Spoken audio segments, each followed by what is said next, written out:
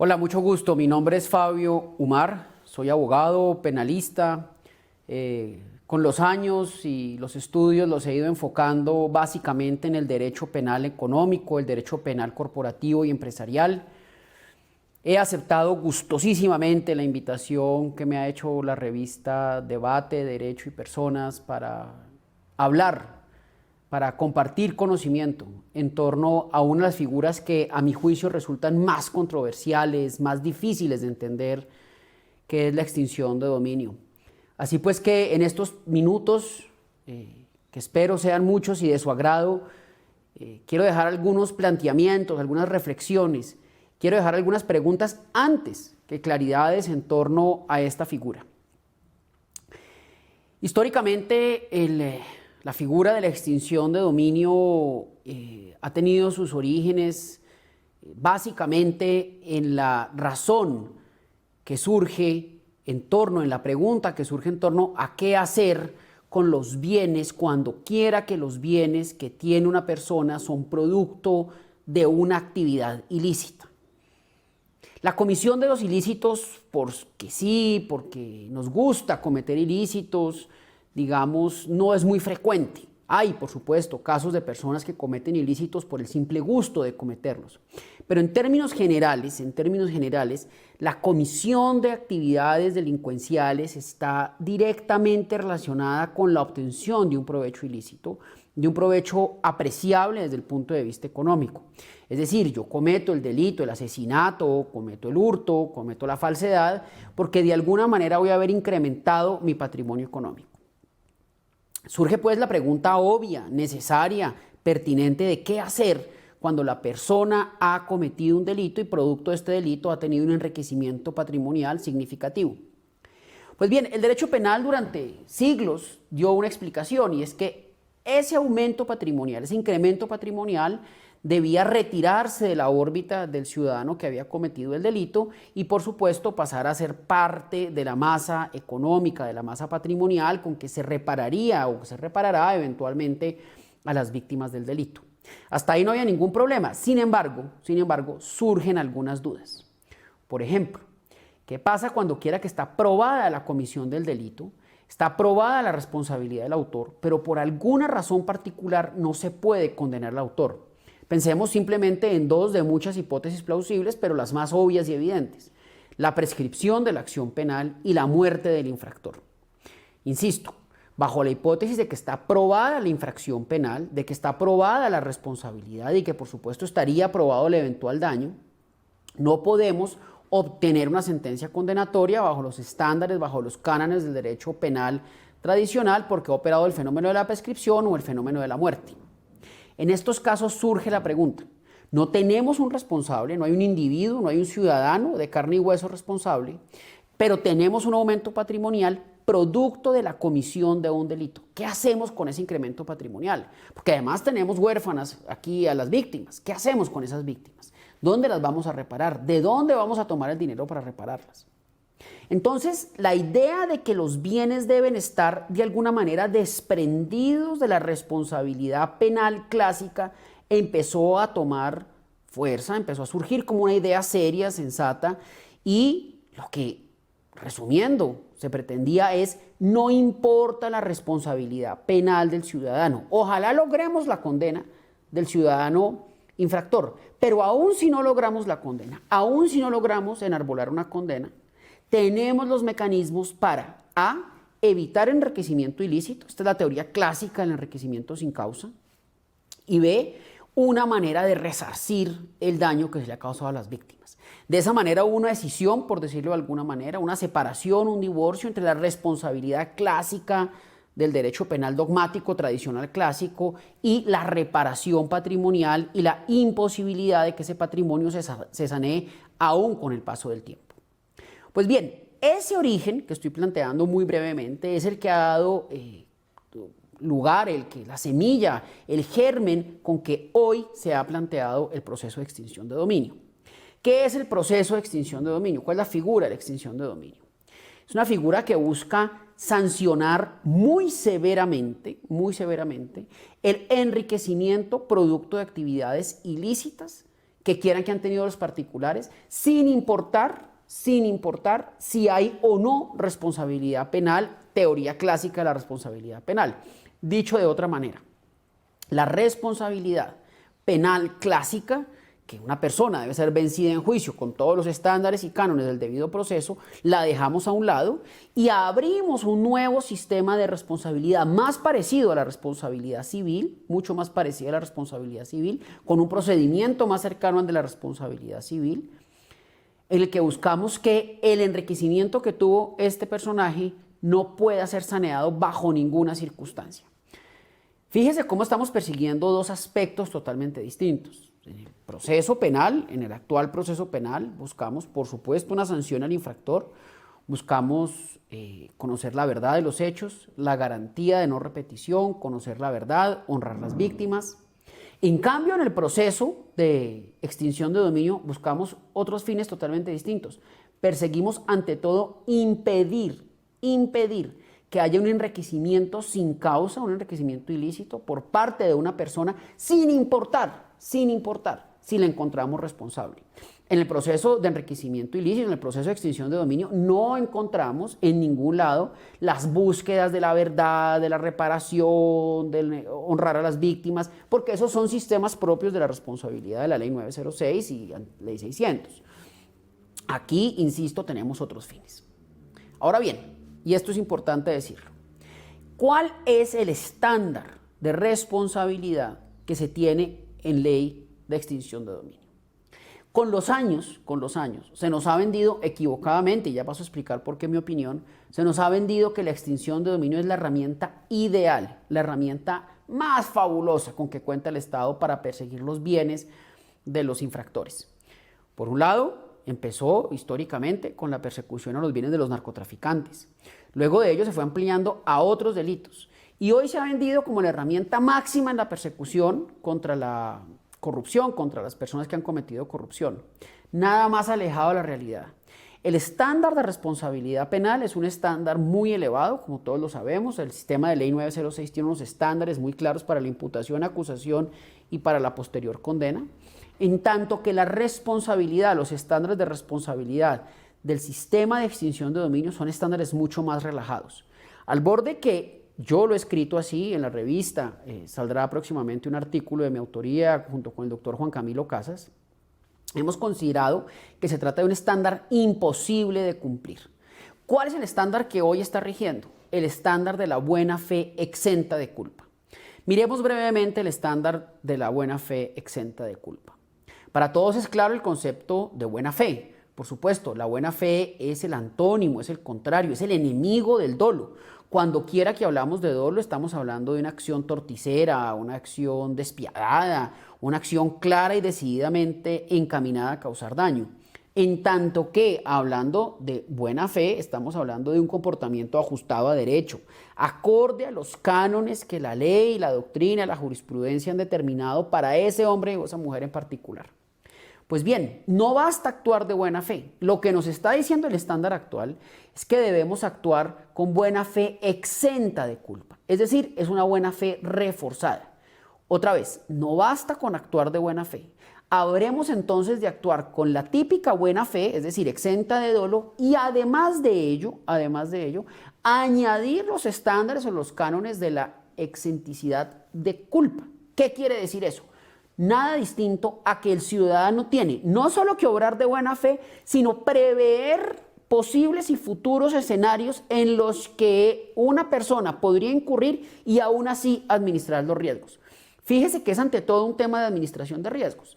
La buena fe exenta de culpa quiere decir comportarse de acuerdo a derecho y además de eso, asumir la responsabilidad de administrar unos posibles, previsibles y futuros riesgos que de concretarse alterarían la forma en que fue adquirido ese bien y por lo tanto aumentado el patrimonio. Es un estándar tremendamente severo, no solo porque así se ha planteado en la ley, sino porque la jurisprudencia, la práctica, el oficio legal así lo ha señalado. Miremos algunos ejemplos. Un empresario al que tengo el gusto de defender compra una extensión de tierra tremendamente grande, inicia un proceso de revisión de debida diligencia en torno al predio. Se elevan un poco más de 1000 derechos de petición a todas las autoridades nacionales, departamentales, locales, municipales e incluso eclesiásticas para determinar si en esos predios ha habido de alguna manera actividades ilícitas que pudieran alterar la tenencia de la tierra. Es decir, si en esa tierra hubo, por ejemplo, dolorosos y terribles desplazamientos, masacres, homicidios, deforestación o actividades de corrupción que de alguna manera pudieran vincular estos predios a actividades propias que dieran lugar a la extinción de dominio. La respuesta de todas las autoridades fue negativa, es decir, esos predios estaban limpios. Fíjese no solo el empresario cómo actuó de buena fe, porque compra con tranquilidad, conforme a derecho, el predio, sino que además está actuando exento de culpa, es decir, está maximizando su debida diligencia, de modo que prevé cualquier posible y futura acción y de alguna manera la enerva. ¿Cómo la enerva? Elevando los derechos de petición. Muy bien. No solo eleva los 1000 y tantos derechos de petición que en su momento elevamos, sino que contrata firmas internacionales para que hagan una investigación de todos, absolutamente todos los antiguos propietarios, poseedores y tenedores de esa tierra en los últimos 50 o 60 años, desde que hay escrituración. Se analizan todos estos ciudadanos, se cotejan sus cédulas con las bases de datos de la policía, del extinto DAS, de la fiscalía, del ejército. Incluso se llama a esas personas y a sus herederos, por supuesto, algunos ya muertos, a sus herederos, a que rindan versiones y declaraciones en torno a la manera, en la forma en que adquirieron esos bienes. Todo era absolutamente pacífico, absolutamente tranquilo. Tenemos el estándar de la buena fe, exenta de culpa, cumplida, creo yo, a cabalidad. Se perfecciona el negocio, un negocio multimillonario. Pasan unos años de tranquila propiedad, tranquila posesión y disfrute de estos bienes. Allí se siembran unas palmas, se siembran unos cultivos de explotación y algún día aparecen unos campesinos diciendo a nosotros campesinos, nos desplazaron de esa tierra en el año 1980, 1990. Prendemos las alarmas, decimos, pero ¿cómo puede ser posible que estas personas estén aquí señalando desplazamientos si todas las autoridades al unísono dijeron que en esa zona no había desplazamientos y que no hubo desplazamientos? Pues bien, los jueces de restitución de tierras han concluido que si bien no había registros de desplazamiento en esa tierra, el fenómeno del desplazamiento forzado era un fenómeno que se presentaba en la región y que por tanto era previsible aplicar la idea de que en esa tierra hubo o habría desplazamiento forzado y que por lo tanto ese era un riesgo que el cliente debía asumir, conocer y eventualmente mitigar. Fíjese cómo estamos en un estándar absolutamente imposible de cumplir, porque es un estándar que acude prácticamente a la imaginación, a la fantasía del juzgador de instancia, que no a un estudio juicioso, sesudo, tranquilo, pacífico y técnico de los títulos y de los modos de adquirir el dominio. Es por ello que nosotros no hemos dudado de calificar el estándar como imposible de cumplir. No solo porque el estándar va cambiando. No es lo mismo tener hoy las herramientas investigativas con que contamos. Por ejemplo, Google, herramienta fantástica para saber quién es una persona. Hoy todos tenemos de una u otra manera acceso a listas restrictivas, a sistemas de base de datos que nos dicen quiénes son las personas. Ello no era así hace 15, 20, mucho menos hace 30 años. Lo que no puede pasar es que los jueces nos apliquen a estándares de hace 30 años la tecnología de hoy. Y eso es lo que está pasando. Los jueces están aplicando el deber de conocimiento de los clientes, por ejemplo, los modos de tradición, la pacífica tradición, la pacífica tenencia de los predios, de una manera como si los clientes tuvieran que haber sabido que eso iba a pasar. Un estándar absolutamente imposible de cumplir. Algunos lo han llamado, y con toda la razón, la prueba diabólica de la buena fe, que es imposible de atender. Sin embargo, miremos qué ha dicho la jurisprudencia, miremos qué ha dicho la Corte Suprema de Justicia, miremos qué ha dicho la Corte Constitucional y miremos qué han dicho los tribunales. Lo primero que uno tiene que señalar es la poquísima jurisprudencia que hay en torno a esta figura. Así como uno encuentra con mucha frecuencia sobrada tinta, cientos de kilos de papel en torno a las figuras más inesperadas del derecho penal, del derecho civil, del derecho de seguros, prácticamente nada se ha dicho en torno a la figura de la extinción de dominio. Claro, hay algunas sentencias significativas por parte de la Corte Constitucional, pero no tantas como uno echaría de menos. Y con todo el respeto por nuestras altísimas corporaciones, no dicen nada distinto de lo que dice la ley. Por ejemplo, que los terceros de buena fe hay que respetarlos, pero no hace un análisis pragmático de cómo se están adelantando las figuras de la extinción de dominio. Pero bueno, ese es el estado de cosas que tenemos. Brevemente, miremos cuáles son los cambios normativos que hemos traído en los últimos años. Hemos pasado de la figura del comiso hace muchísimos años, en el que los bienes con que o se cometía el delito o que eran producto de la comisión del ilícito pasaban a manos del Estado para reparar a las víctimas y para reparar al Estado, a lo que hemos llegado hoy, que es la responsabilidad objetiva por la simple sospecha de la comisión de una de las actividades, que no delitos, de las actividades que la ley de extinción de dominio trae.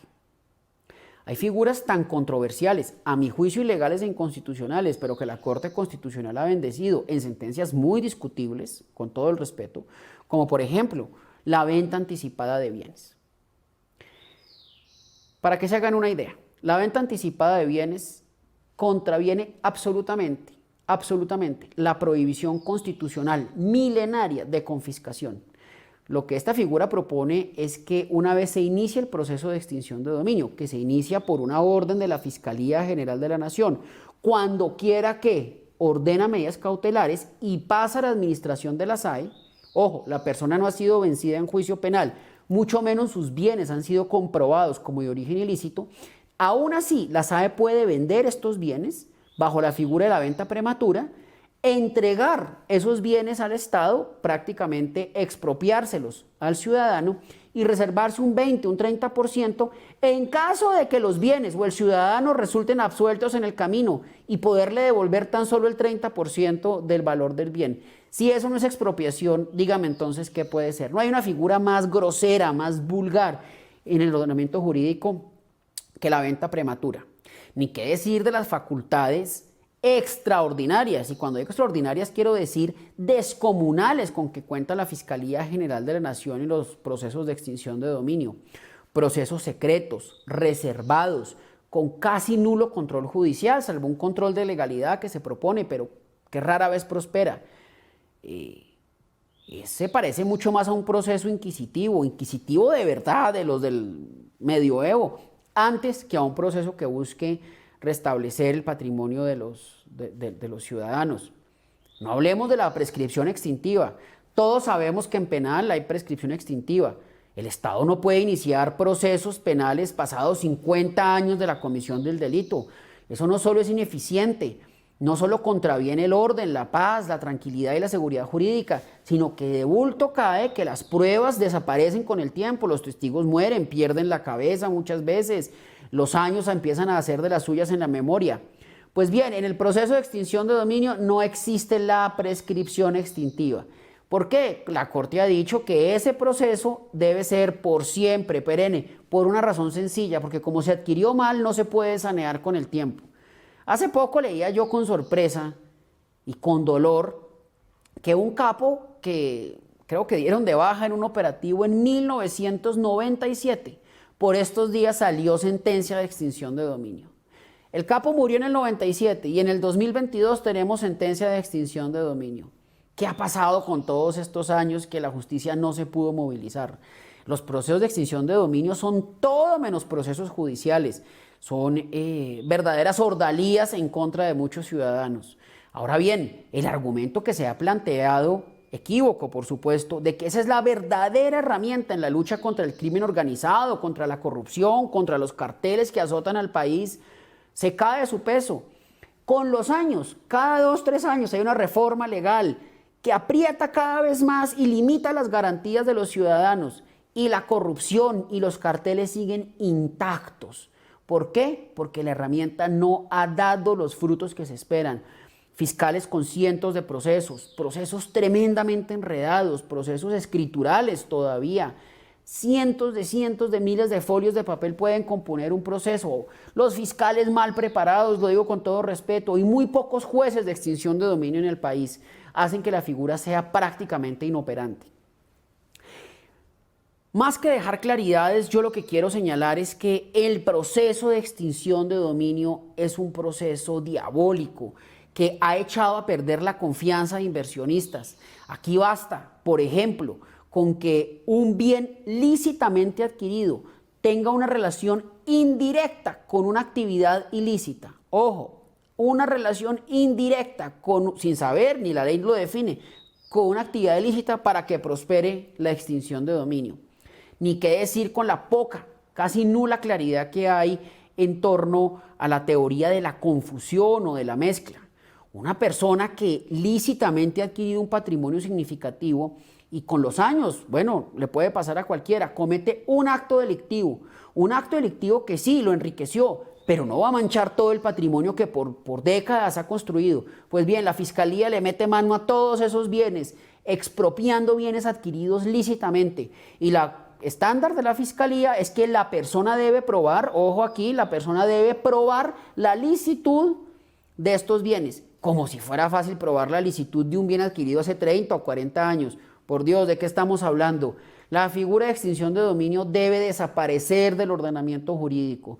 No es mi lugar dar claridad en estas charlas, que por supuesto creo que nadie la tiene. Es por el contrario el deber señalar, precisar cuáles son los puntos álgidos que están fallando en la materia. Espero poder escribir para el segundo semestre con la generosidad de la revista, por supuesto, y de su director, el doctor Alexis, poder escribir en torno a la demora de los procesos. He elevado derechos de petición a la Fiscalía General de la Nación y a la rama judicial pidiendo que se me determine cuál es la media que dura un proceso de extinción de dominio. Atérrense, 14 años está durando en promedio un proceso de extinción de dominio. Eso no es justicia, ahí no se está extinguiendo nada distinto a la buena honra de muchos ciudadanos. Les dejo sus planteamientos. Quedo atento a sus preguntas, inquietudes y que este sea el debate constructivo. A la revista, muchas gracias.